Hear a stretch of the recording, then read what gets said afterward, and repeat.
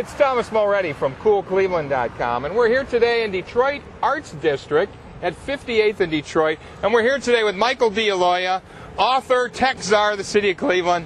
Thanks for being with us, Michael. Thomas, it's a pleasure, man. You just put a book out, man. This is really sweet.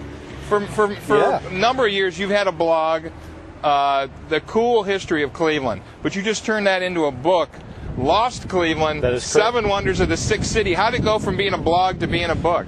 Well, I gave you serious props in my intro into the book because it was your inspiration from Cool Cleveland. This is a true story.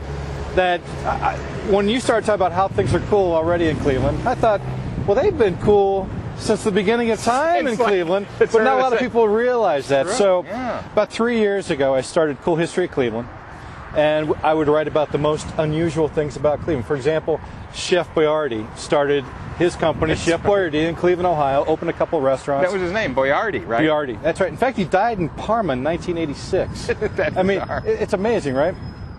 So I thought, well, this would be a really interesting way to go and kind of show people of Cleveland how wonderful their city used to be, and still is. You've been finding a lot of these photos at some of the historical, Western Reserve Historical Society or the CSU archives. Where were you finding these? That's right. You're absolutely correct. The great thing about Cleveland, its golden era, if you want, from 1890 by 1930, 1940, was well photographed, well-maintained history. Wow. So Cleveland Press Archives, Cleveland Public Library Archives, there's 3 million photos in the CPL archives, and of course Western Reserve Historical Society as well. So there's always great photos. In fact, the book, Lost Cleveland, we found some photos that haven't been seen since the light of day, 30 or 40 years. Really surprising, beautiful photos. Now you found a number of architectural sort of icons. That's right. Of which only one, Severance Hall, still remains that you decided to write about. All the rest are gone. Well, we did that on purpose to add some debate to the book, because one could say, well, you got Tower City, you've got the old public library, you've got some of the old government buildings. We still have a lot of our old gorgeous architecture, which is why we make a great set for movies and stuff here, because you still have a lot of... We're on one of the most historic streets in the city of Cleveland. We're standing right next to the Romanian daily newspaper. That's true. Right? So there's still a lot of great architecture in the city. That's and true. So we picked seven ancient wonders of the sixth city. Wow. So talk about some of these. The one was... it was called the Andrew's Folly. The guy who basically invented kerosene, or how to extract kerosene. People forget. Yeah, no, people forget that the oil capital of the world used to be Cleveland, Ohio, when they found petroleum on the banks of the Cuyahoga. One of the partners of Rockefeller was a gentleman named Samuel Andrews.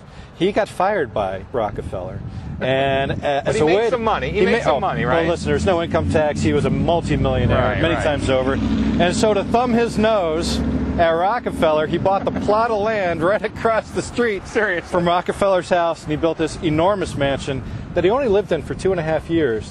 The house was completely unworkable. It took 100 people a day to maintain that house. A day. A day. And it just became unworkable, and he moved away. No matter how much money you have. You also covered the Elysium, the skating rink. What was the largest skating rink in the world at the time or something? The Elysium had a number of records, but the great thing about the Elysium is just a gorgeous piece of architecture, and a lot of people have forgotten about this. The Elysium was on East 105th and Euclid. It was the world's largest indoor skating rink.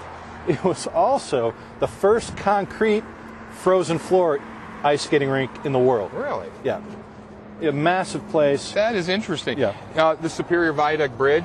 It's a historic bridge. That's beautiful. Engineering feat right next to it. That's the Detroit Superior Bridge. Detroit Superior, but the viaduct was the old.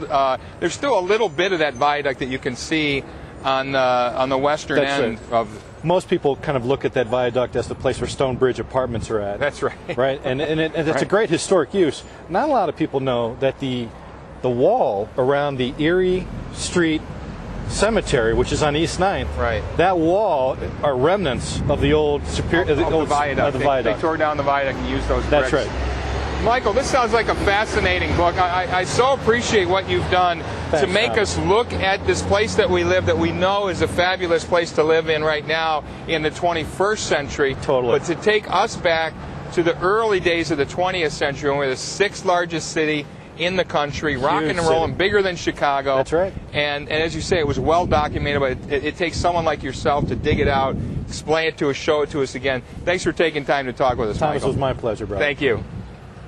Hey, it's Thomas Mulready from coolcleveland.com. Have a great week in cool Cleveland.